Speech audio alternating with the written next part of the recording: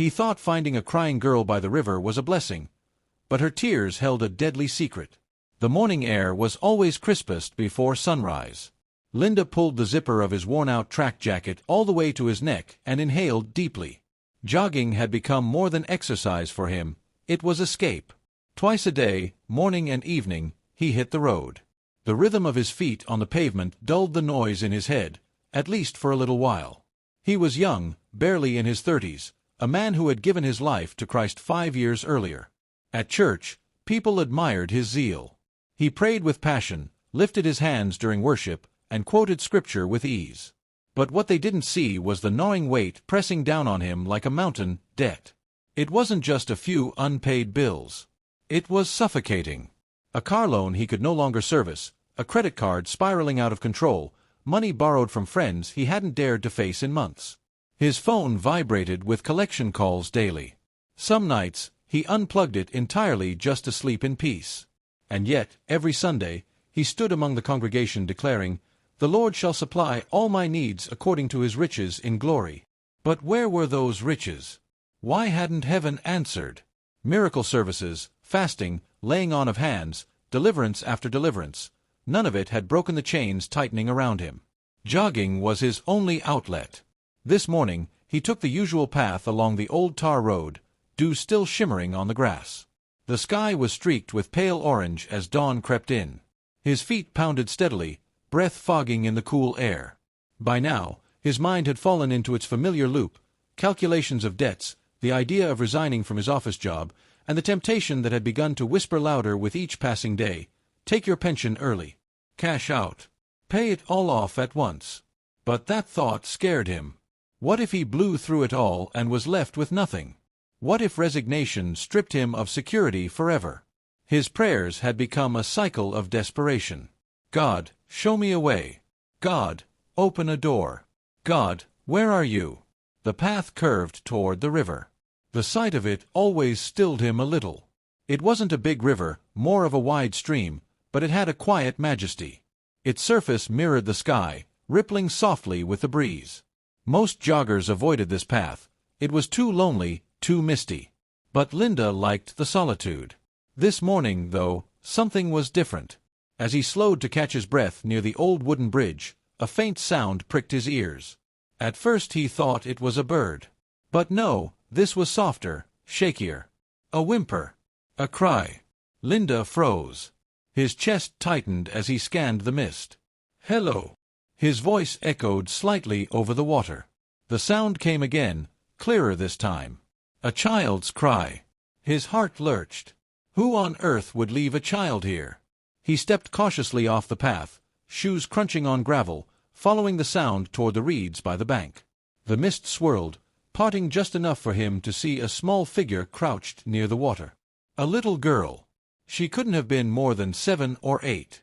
Her hair clung damply to her face, and her knees were hugged to her chest. She wore no shoes, only a thin dress, and her shoulders trembled with each sob. "Hey," Linda said gently, crouching a few feet away so he wouldn't frighten her. "Are you okay? What are you doing out here alone?" The girl looked up, startled. For a brief moment, Linda thought he saw something strange in her eyes, like light flickering beneath the irises, but then it was gone. She sniffled, wiping her cheeks with tiny hands. I can't find my home," she whispered. Her voice was soft, like ripples on water. Something in Linda's chest twisted. She looked so fragile, so lost. Without thinking, he removed his jacket and draped it around her trembling shoulders. "It's all right," he said, forcing a reassuring smile. "You're safe now. Come, I'll take you home." The girl hesitated, as if torn between relief and fear. Then she nodded slowly, allowing him to help her up. Her hand was ice-cold in his, colder than it should have been on a spring morning. As they walked back toward the road, Linda couldn't shake the unease settling in his gut. Where had she come from? How had she ended up here, by the river, at this hour? There were no houses nearby, no sign of parents searching. But another thought overpowered his doubts: compassion. He couldn't leave her. By the time they reached his small rented house on the edge of town, the sun was fully up. He gave her warm tea, toast, and wrapped her in a blanket. She said little, only that her name was Mara. Beyond that, she grew silent whenever he asked. Linda didn't push. Instead, he prayed silently over the food, grateful to have something to offer. Yet beneath his calm words was a restless question. Who is this child, really? And why do I feel as though she's more than she appears? That night, as he lay in bed listening to her soft breathing from the next room, Linda's mind raced. Was she an abandoned child? An orphan? Should he take her to the police? And yet, something inside him whispered, keep her here. Don't let her go yet. Sleep came late, heavy with unease. The next morning, he would discover something that shattered the very fabric of his struggles, something that would make him question not just his debts, but the cost of his soul. Linda woke earlier than usual the next morning, his sleep light and restless. The house was too quiet, except for the faint hum of the fridge. He lay still for a moment, wondering if last night had been some dream. But when he stepped into the small lounge, there she was, curled up on the sofa beneath the faded blanket, her dark hair spread across the cushion. Mara. For a moment, Linda just watched her. She looked so peaceful in sleep, though her little face was pale and delicate, almost translucent in the light of dawn. He whispered a prayer under his breath. Lord, I don't know what you're doing here, but help me do the right thing. By the time Mara stirred, the kettle was whistling and the smell of oats filled the air. She blinked up at him, confusion flickering in her eyes before recognition softened her features. Good morning, Linda said warmly. You must be hungry. She nodded silently, sliding into the chair at his small kitchen table. She ate in quiet, every spoonful careful, as if she wasn't used to having much. Linda tried to draw her out with questions. So, Mara, where do you live? Do you remember your parents' names? Her spoon paused halfway to her mouth. She shook her head. I don't remember. Linda frowned. You don't remember anything? Only the river, she said softly, her eyes distant. I was there, and then... I don't know. A shiver ran through Linda.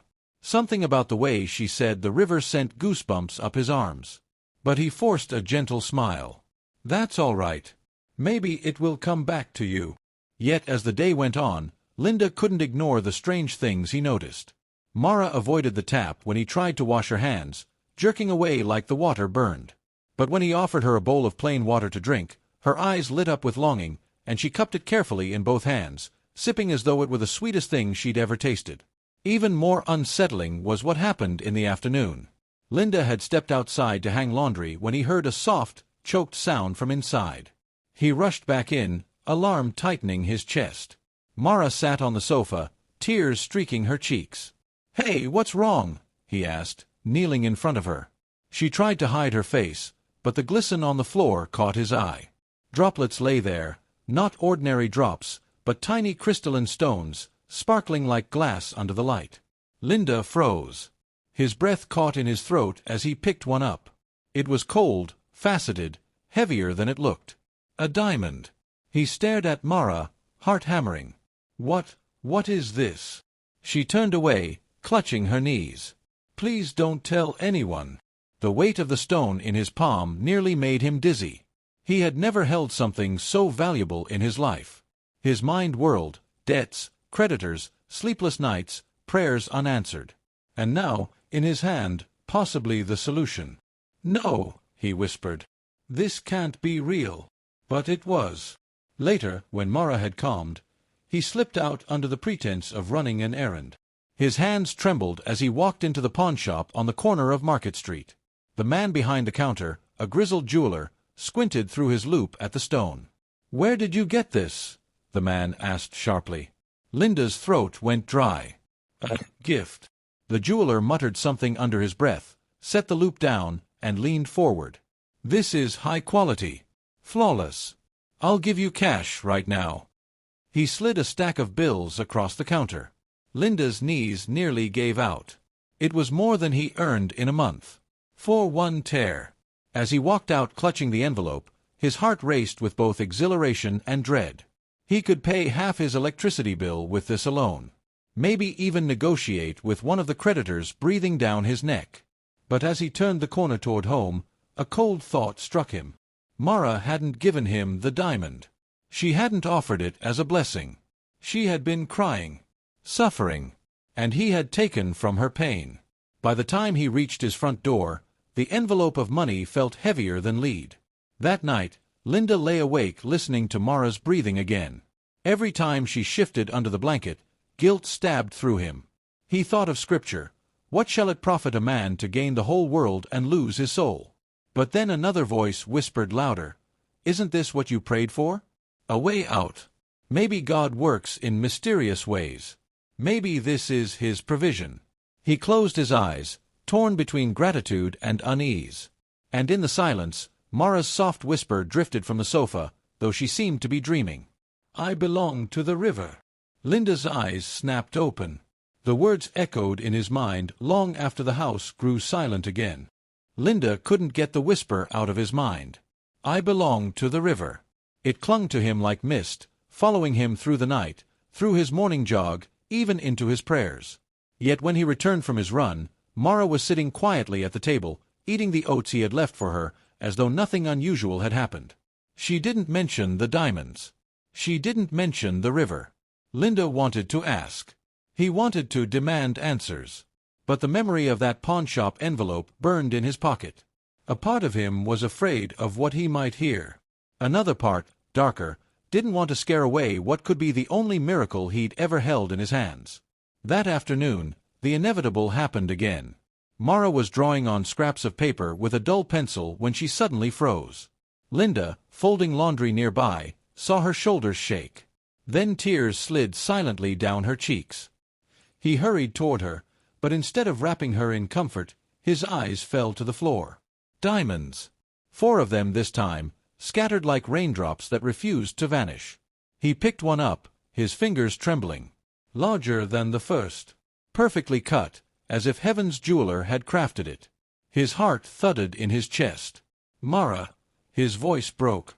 "What is this? How is this possible?" She shook her head, hiding her face. "Please don't make me cry. Please don't tell." The ache in her voice stabbed through him.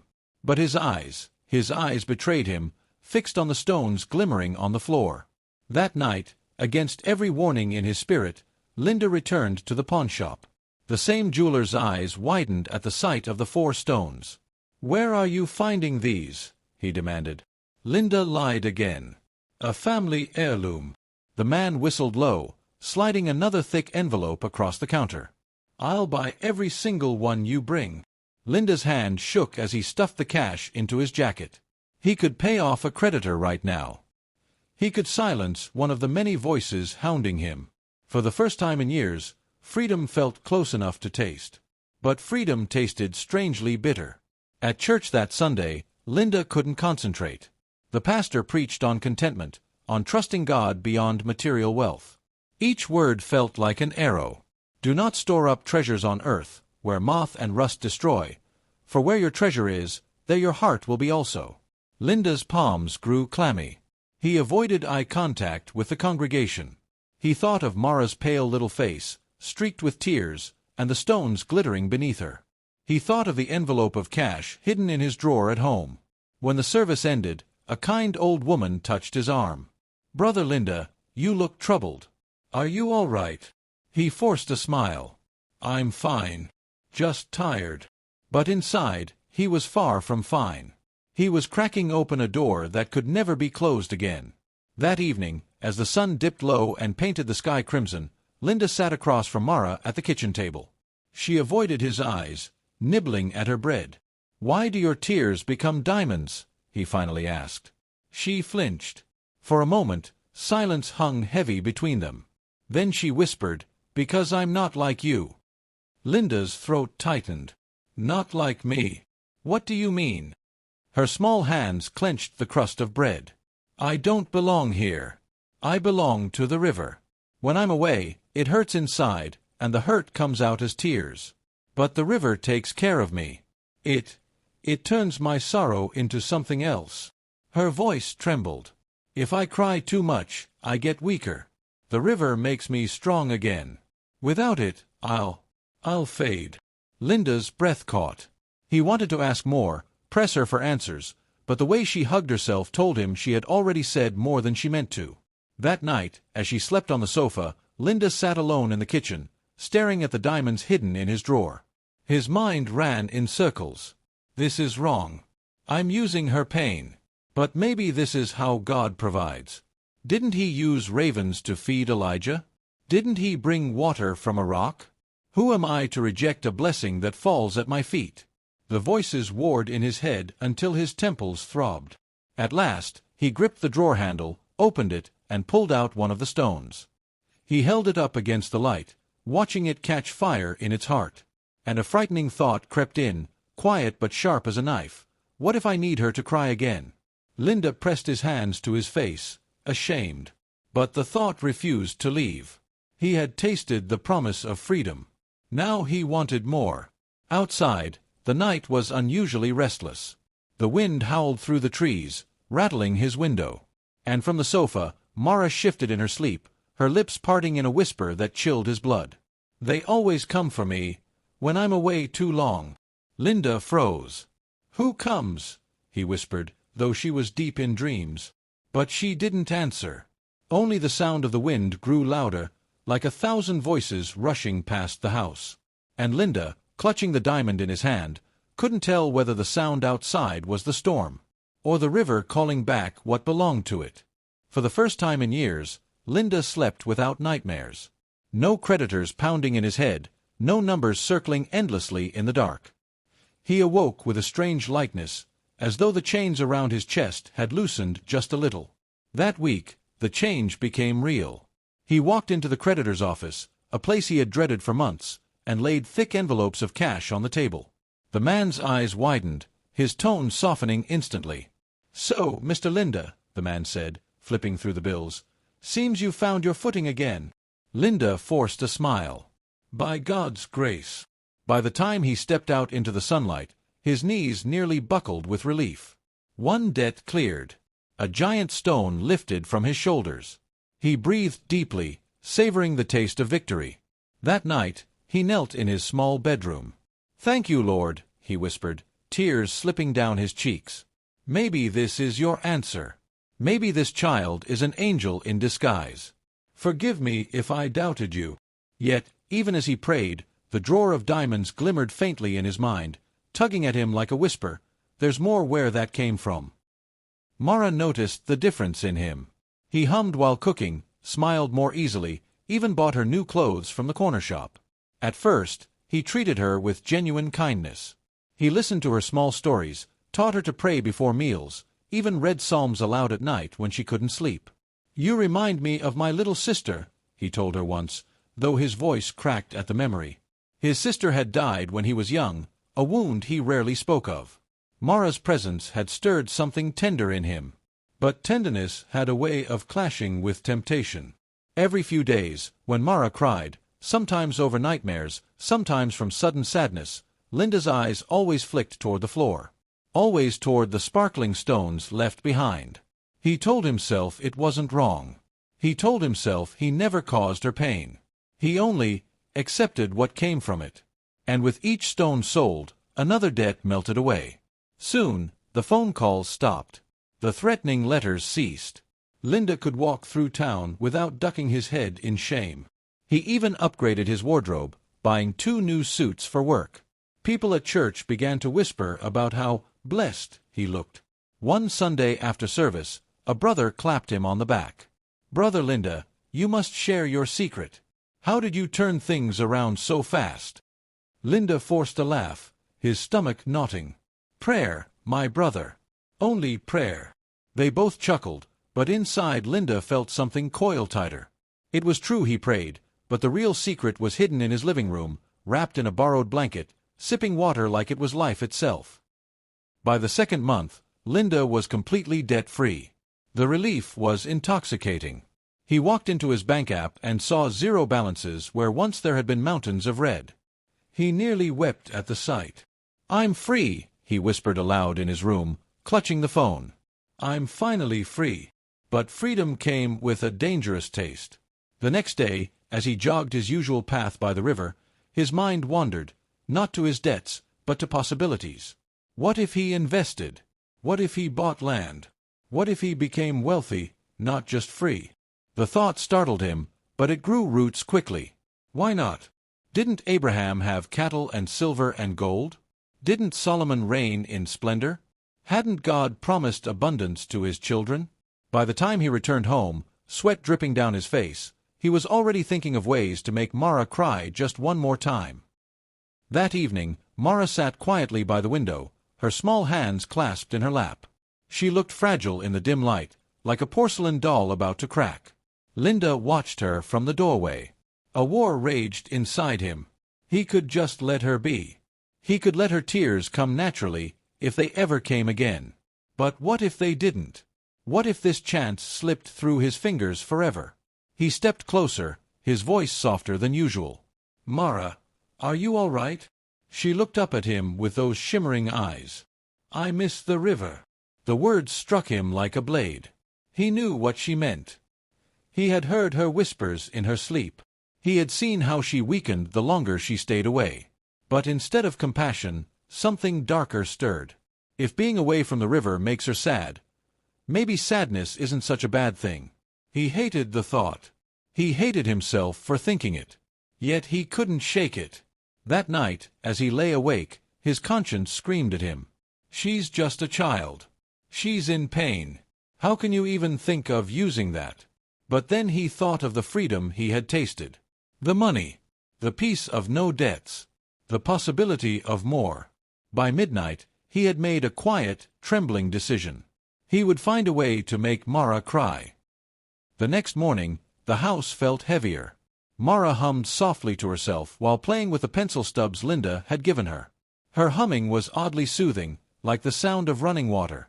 But Linda's heart thudded with guilt. He snapped at her for spilling a little porridge. He scolded her for humming too loud. He withheld the small treats he usually offered after supper. Mara's wide eyes grew clouded with confusion. She didn't argue. She didn't fight. But that night, he heard her muffled sobs beneath the blanket. And when he checked the floor, the diamonds were there. He picked them up with trembling hands, staring at the way they glowed even in the darkness. His heart pounded with triumph and shame in equal measure. He whispered to himself, barely audible, "Just one more time. Only one more." But deep down, he knew it was a lie. The following Sunday, as the pastor preached on Matthew 6, "No one can serve two masters. You cannot serve both God and money."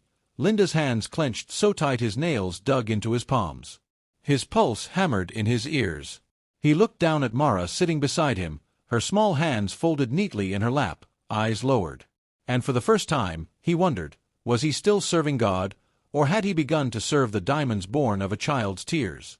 The question haunted him all afternoon. That night, as rain pattered against the windows, Mara curled up on the sofa again. She whispered something that made Linda's blood run cold.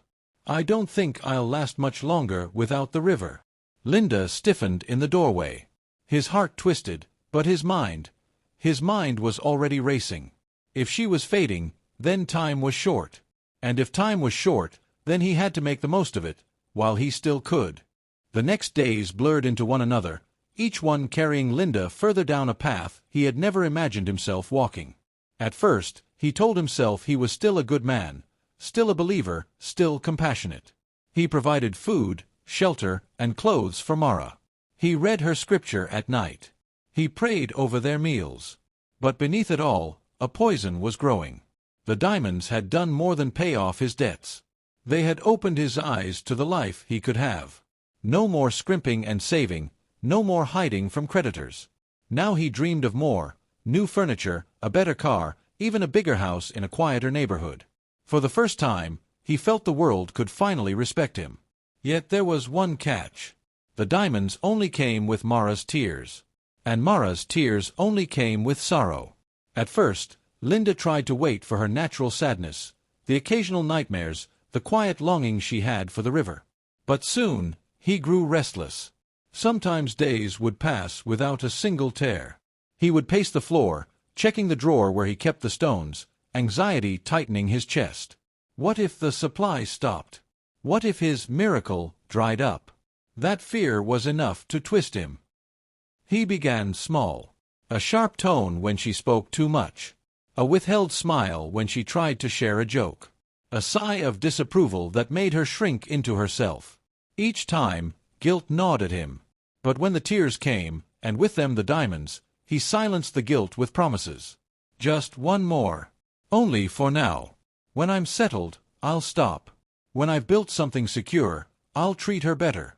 But the truth was clear. The better his life became, the worse he treated Mara. One evening, Mara accidentally spilled a glass of water across the table. The liquid soaked into Linda's notes and bills. Something in him snapped. "Can't you be more careful?" he barked, his voice sharper than he intended. Mara flinched, eyes wide. "I'm sorry." But Linda didn't soften. He slammed the glass into the sink and stalked away, chest heaving. Moments later, he heard her muffled sobs. And when he returned, the diamonds glistened where her tears had fallen. His heart twisted, half with shame, half with triumph.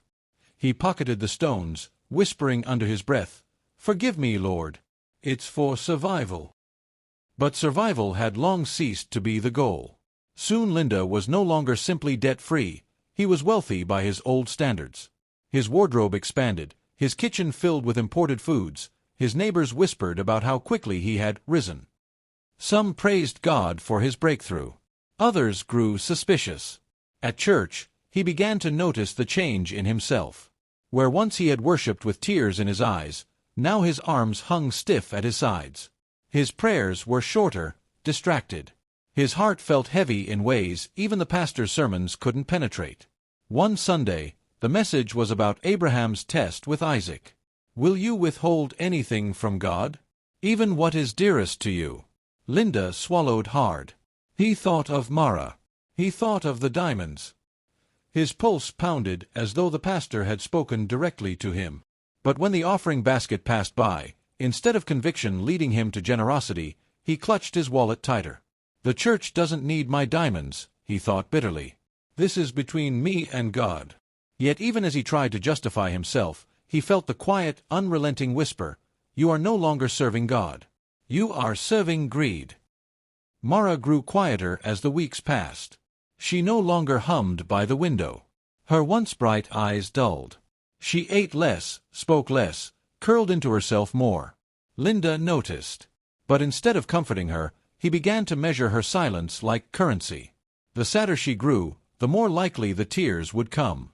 One night, when she whispered again about missing the river, Linda answered harshly. "The river isn't safe for you. You're better here." She looked up at him, her voice trembling. "But I don't belong here. I can feel myself getting weaker." His jaw clenched. "You're not weak. You're fine. God sent you here for a reason." Mara's lips pressed into a thin line, but tears welled in her eyes. When they fell, diamonds followed. Linda's stomach twisted as he picked them up, her words echoing in his mind, "I'm getting weaker." The next day, Mara refused to eat. She stared out the window for hours, her thin shoulders rising and falling with shallow breaths. Guilt clawed at Linda, but greed crushed it. He told himself she was exaggerating. He told himself he was still taking care of her, giving her shelter, keeping her safe. But when night fell, and he heard her sobbing softly into the blanket, he didn't rush to comfort her. He simply waited for the diamonds to appear. And when they did, he collected them silently, his hands trembling. That night, the dreams returned. Linda dreamed of the river, dark, wide, endless. A figure stood in the water, hair long and shimmering like wet silk. It was Mara, but older, her eyes glowing like two pale moons. Her voice echoed across the waves. "You are stealing my life." Linda jolted awake, drenched in sweat, the words seared into his skull. He stumbled to the kitchen, poured water into a glass, and tried to steady his breathing. But when he glanced toward the sofa, he saw Mara curled up, shivering, her breath shallow.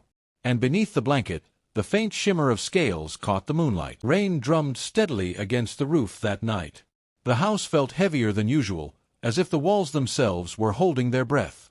Linda sat on the edge of his bed, staring into the darkness, heart hammering with the memory of the shimmer he had seen beneath Mara's blanket. He tried to shake it off as exhaustion, as imagination, as anything but reality. But deep down, He knew he had glimpsed something impossible. The next morning, Mara didn't emerge from the blanket at her usual time. When he called softly, there was only silence. Panic clawed at his chest. He rushed to the living room. She was standing by the window, facing the river. Her wet hair clung to her pale shoulders, and her eyes, his breath caught. They were no longer merely dark. They reflected the water's surface, shifting colors like sunlight through ripples. "Mara?" he asked, voice unsteady. She turned slowly, and for the first time, Linda saw her fully. Her legs, smooth and human in the morning light, shifted, and scales gleamed faintly along her calves. The shimmer extended upward, vanishing at her thighs, leaving her small dress untouched. Linda stumbled back, hands shaking. What are you?" She didn't answer immediately. Instead, she pointed toward the river. Her voice was soft, but carried an authority that made him freeze. "I belong there. You don't understand. If I don't return soon, I will fade." Linda's mind raced. Fading. A mermaid. This can't be real. Yet there it was, undeniable, before his eyes. The faint scales, the watery reflection in her eyes, the way her feet seemed almost weightless as she hovered over the carpet. "Mara, what are you? Are you some kind of creature?" Her lips trembled. "I am what you see, but more than that. I am bound to the river. My tears, your diamonds, are born from my sorrow here, away from it. Every time I cry, I weaken. Every time you take part of my life." Linda's stomach turned. The truth hit him like a hammer. He hadn't been blessed by God. He had been exploiting a child, no, a being, whose very life depended on sorrow to sustain him. I didn't know," he whispered, guilt and fear flooding his voice. She shook her head, guilt and fear flooding his voice. She shook her head slowly, scales catching the pale sunlight like fragments of broken glass. "You did. Deep down, you did. That is why you cannot stop. That is why you will not." The words sank into him, icy and unyielding. Outside, the river churned as if responding to her voice. The wind whipped across the water, carrying a haunting melody that seemed to speak directly to Linda's soul. He shivered.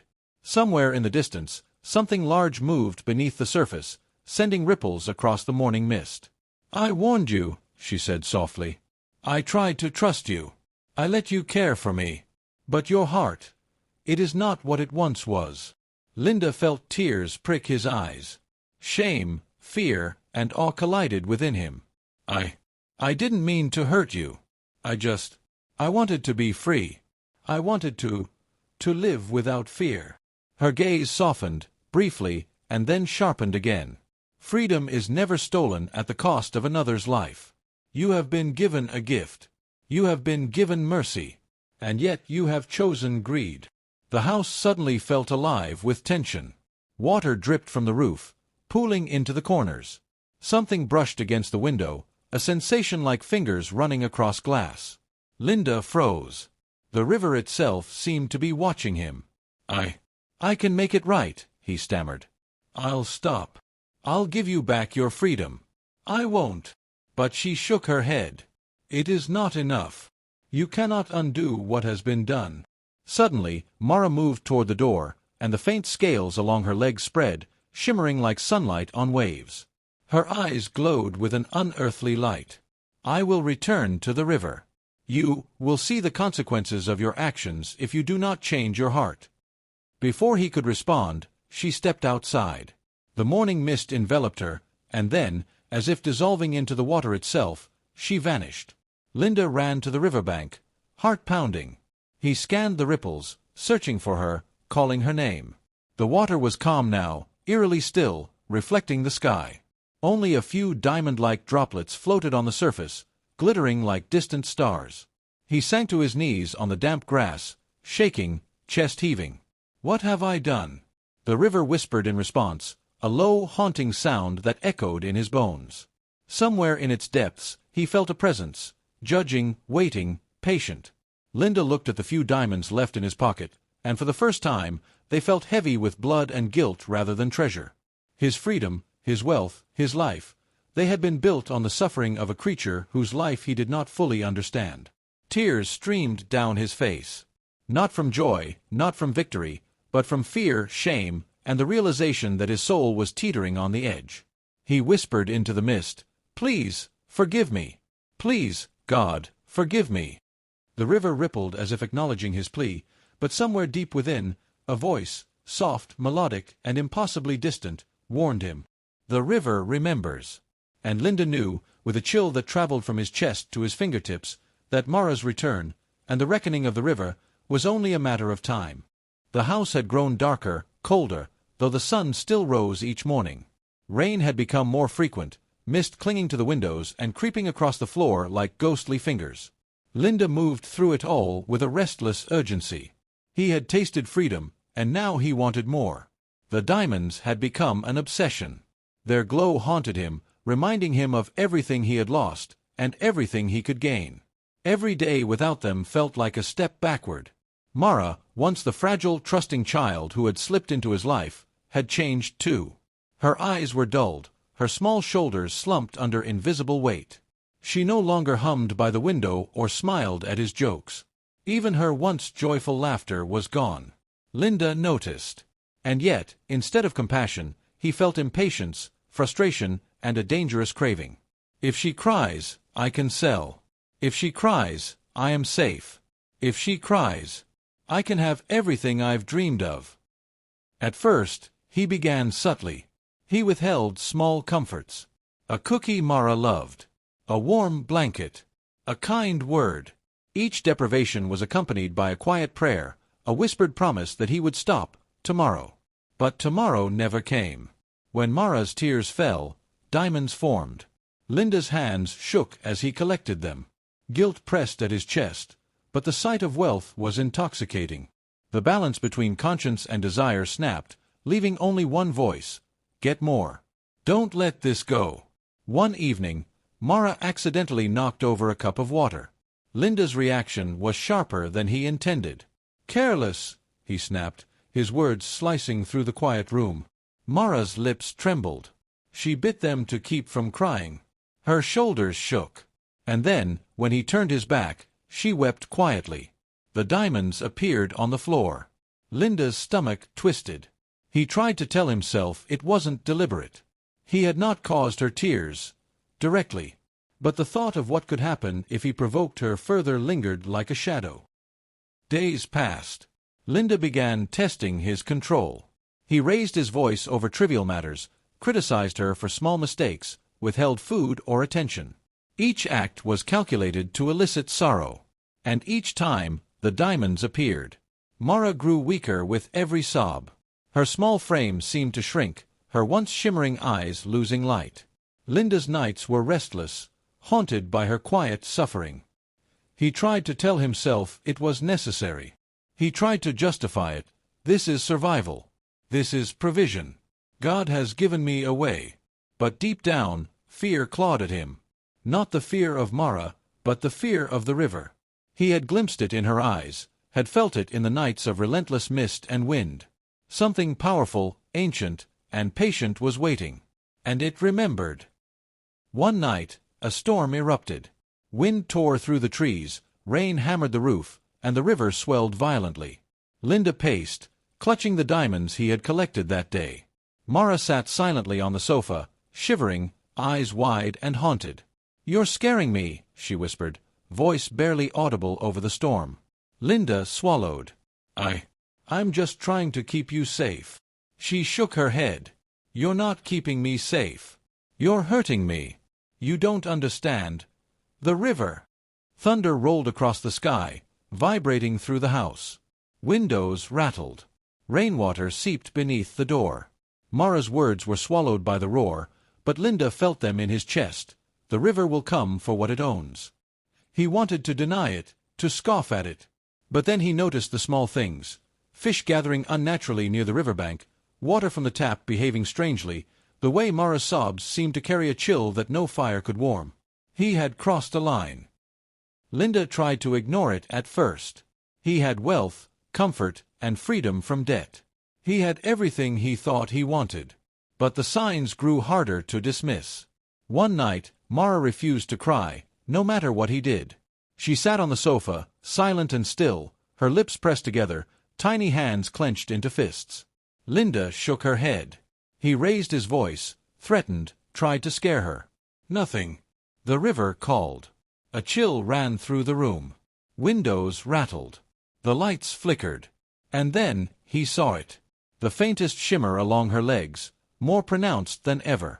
Scales glimmered in the moonlight, reflecting the storm outside. Linda staggered back. His heart pounded, his stomach twisted. Fear and greed warred inside him. She whispered, almost a chant, "You've taken too much.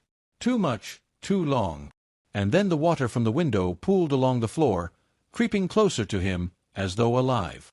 Linda stumbled toward the door, tripping over his own feet. Outside, the river roared, a living entity he had never imagined. Something vast moved beneath the surface, causing ripples that defied the wind and rain. He realized, in that moment, the full truth. The river had always been watching. Always been waiting. And now, he had given it reason to act. Mara's voice was soft, but cold. "You cannot take without consequence. You cannot hold me here without paying a price." Linda's knees buckled. The diamonds in his hands suddenly felt like stones of lead. He dropped them, watching helplessly as they scattered across the floor, catching faint flashes of lightning through the windows. He fell to his knees beside Mara, shaking. I'm sorry. Please. I'll stop." She looked at him with eyes that no longer seemed human, shimmering like liquid moonlight.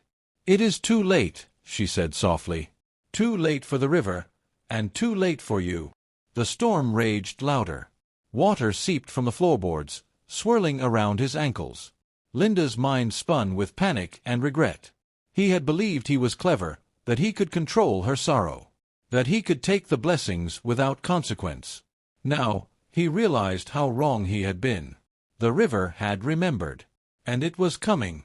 The morning after the storm, the house felt empty and heavy. The air was thick with the scent of wet earth and rain-soaked timber. Linda moved cautiously, heart hammering, dreading what he might find. Mara was gone from the sofa. His stomach dropped. Panic overtook him as he called her name, his voice cracking. No answer. He searched every room, every closet, every corner. Then, a faint sound, a soft, pained whimper, drifted from the living room. She was on the floor, curled in a ball, trembling. Her small body looked frail, her skin pale, almost luminous under the gray light of dawn. The shimmer of scales was more pronounced now, running up her legs to her waist, catching the morning light like liquid silver. Linda's chest tightened. "Mara, what's wrong? Talk to me." She shook her head, voice barely audible. I'm too weak. I can't stay away from the river anymore." Fear clawed at Linda. He knelt beside her, pressing his hands against her frail shoulders. "It's okay. You're safe here. I'll make it right, I promise." But her eyes, glistening with tears, betrayed the truth. "You've taken too much from me. The river remembers. It is angry. I can't survive much longer here." Linda felt a chill. Every instinct screamed at him, "This is not just a child. This is something beyond you. She is in danger." And then, faintly, he heard it, the soft, relentless roar of the river, rising and twisting in the distance. He stumbled to the window, heart pounding. The riverbank, normally calm, was turbulent, water surging higher than he had ever seen it. Mist swirled above the surface like living fingers, reaching toward the house, reaching toward him. Mara whimpered. "It's coming. It knows what you've done." Linda's hands shook. The diamonds in his drawer, once symbols of freedom and relief, now seemed meaningless, even cursed. He had sought blessing, but had found only ruin.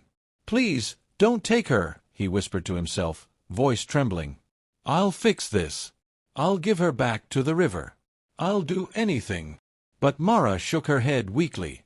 "It's too late for that, Linda. The river never forgets." That afternoon, the river crested further. Linda watched in horror from the window as water seeped from the banks, flooding the narrow path outside. Fish leapt unnaturally high, and shadows moved beneath the waves that seemed too large to belong to any ordinary creature. Mara's breathing grew shallow. Each breath seemed to sap strength from her small body, and the scales along her legs glimmered more intensely, as if signaling a warning to the river itself. "I've been wrong," Linda confessed, voice breaking. "I wanted to help you, and I used your pain instead. I was greedy. Please forgive me." She looked at him, sorrow and sadness pooling in her luminous eyes. "It is not just forgiveness I need. The river will demand justice. Your heart is heavy, Linda. It is not enough to feel sorry. You must change, truly, or you will lose more than I ever could." The words sank deep, piercing him like shards of ice. He realized then that this was no longer just about Mara. This was about him. His soul, his conscience, his life, everything depended on how he responded. That night, the storm reached a terrifying peak. Winds ripped through the trees, water lapped against the house, and the river's roar grew into a monstrous chorus. Linda couldn't sleep. Every creak, every whisper of the wind, sounded like the river calling his name, demanding reckoning. From the corner of the room, Mara's quiet sobs echoed. He hesitated, but finally stepped closer. She looked weaker than he had ever seen her.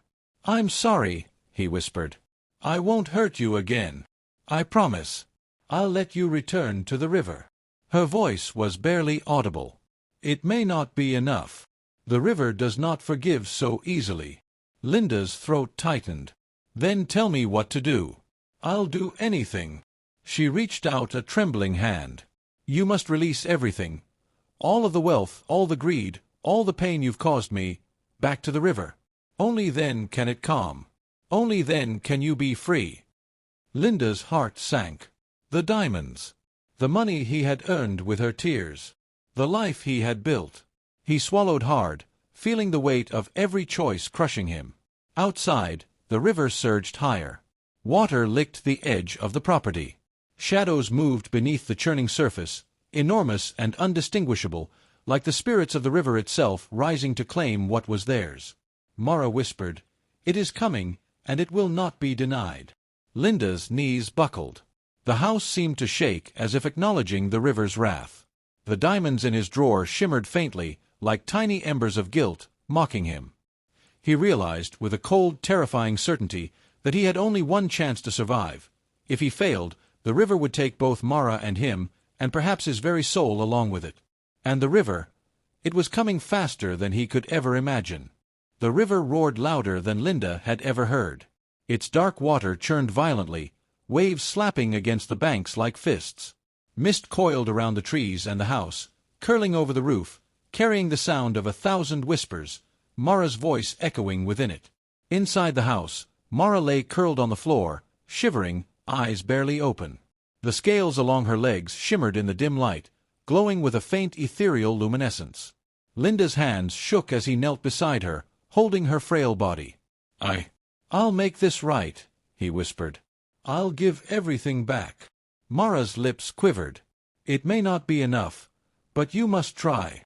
He rose, breath ragged, and moved to the drawer where he had kept the diamonds. They glimmered faintly, almost alive, each stone carrying the weight of his guilt. Linda lifted the envelope of cash he had earned from selling them. For a moment, he hesitated, imagining the comfort, the freedom, the life he had built. And then he looked at Mara's fragile form, the shimmer of her scales, the weakness in her voice. "Enough," he whispered, teeth clenched. "I release it all." He opened the drawer and scattered the diamonds and bills onto the floor. They sparkled once, and then a strange wind rose inside the house. The stones began to float, spinning gently as if carried by invisible hands. Outside, the river surged higher, its water dark and alive, swirling toward the house. Linda felt the power of it, ancient and unrelenting. His heart pounded. Mara whispered softly, almost a chant, "It sees, it knows, it balances." The first wave of water hit the porch. Linda stumbled back, shielding himself, but his eyes never left Mara. The diamonds and money lifted, caught in a spiraling column of wind and mist, then shot through the open window toward the river.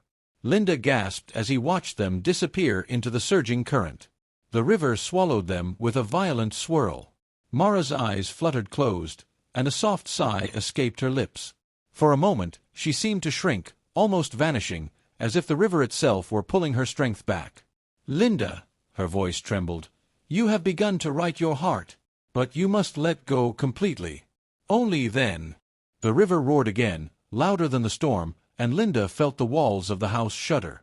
Outside, something moved beneath the waves, something vast, elegant, terrifying.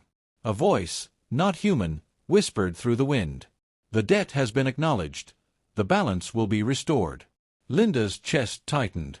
He fell to his knees, drenched in rain and sweat, sobbing. I understand.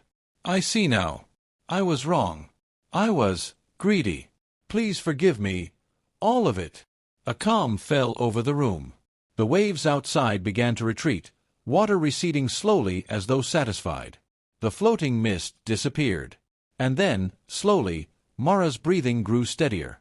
She opened her eyes, their shimmer soft and gentle now. The scales along her legs dimmed, blending into her skin as if she were returning to a more human form. She struggled to sit, and Linda caught her, holding her close. You did it," she whispered. "You chose to care, to release. That is the first step. But remember, the river watches, always." Linda nodded, tears streaming. I understand now. I won't forget. I will never take from you again. I promise." The river outside settled, calm and glittering under the soft moonlight. Its voice, distant but clear, seemed to echo in the wind. "Balance is restored. Mercy has been granted." Mara leaned against him weakly, but there was life in her eyes again. The house felt lighter, warmer. Linda realized the true cost of greed, not just the risk of losing Mara, but the corruption it had brought to his own soul. For the first time in months, he felt true relief. Not from debt, not from wealth, but from knowing he had chosen the right path at the right moment. Outside, the river flowed peacefully, its dark waters reflecting the stars. Somewhere beneath, its secret guardian waited, patient, eternal, reminding all who would take its gifts. Mercy is given, but never without vigilance. Linda held Mara close, silently vowing to never let greed guide his heart again. And in that quiet, he felt something stir, a new understanding, a fragile hope, and the knowledge that some miracles were never meant to be owned, only cherished. The morning after the river's reckoning, the house was quiet. The air smelled fresh, as though the storm and the river had cleansed it, washing away more than just rain and mud. Linda sat on the porch, hands folded, staring at the water. The river glimmered in the morning sun, calm, patient, eternal. Mara sat beside him, wrapped in a blanket. She looked fragile but alive, her eyes bright and reflective, carrying a depth he had never seen before. For the first time, she didn't cry, didn't tremble, didn't seem weighed down by the sorrow that had marked their days together. Linda reached out, holding her small hands gently. I'm sorry, Mara," he whispered. "For everything. For the greed. For hurting you. I lost my way." She looked up at him, her lips trembling in a small, sad smile. "I know you didn't mean all the harm. But you had to learn. The river has a way of teaching those who forget." Linda swallowed, feeling shame and relief and gratitude collide in his chest. "I understand now. I will never take from you again. Never from anyone. I see what's truly important." For a long moment, they sat in silence, listening to the gentle flow of the river, the distant songs of birds, and the soft rustle of leaves. The world seemed restored, but Linda knew the lesson he had learned would linger forever. The next day, he helped Mara prepare for her return to the river. She stepped to the edge of the water, small hands clutching his fingers tightly. Her eyes glimmered with tears, not of sorrow, but of farewell. "You'll be safe now," Linda whispered, voice thick. "I won't forget you. I'll live the life you taught me to see." She nodded, her scales catching the sunlight one last time. "Remember, the river gives and takes. Always respect its gifts. Never let greed blind you again." Linda's chest tightened. "I won't." Mara took a hesitant step into the shallow water. The river seemed to welcome her, ripples swirling gently around her small frame. Linda watched as she waded deeper, her legs disappearing beneath the surface, until finally she vanished completely. The river was calm again. Silent. Watching. Weeks passed, and Linda's life changed, not because of diamonds or sudden wealth, but because of understanding. He repaid every favor, helped neighbors quietly, attended church not to boast of blessings, but to offer himself in service. He returned to jogging along the river, the path they had walked together. Each morning, he ran with a new sense of humility and gratitude. The river flowed beside him, constant and patient, a reminder of the power that had taught him mercy. He never forgot Mara.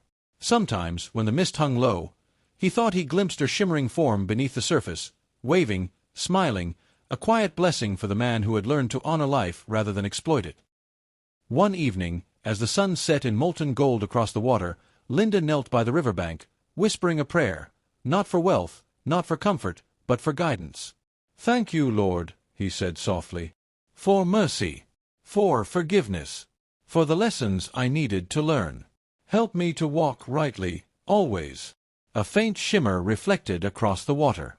Linda smiled, heart full, knowing that some miracles were never meant to be possessed, only cherished. And in that moment, the river sang softly, carrying its secrets and its stories, reminding him of the fragile balance between mercy and greed, between choice and consequence, and the eternal guardianship of its hidden world. Linda rose, eyes clear, spirit renewed. The path ahead was no longer about riches or escape. It was about living rightly, honoring life, and remembering that true blessings are never taken. They are respected, cherished, and shared. The river flowed on, endless, patient, eternal. And Linda ran beside it, heart light, soul awakened, forever changed.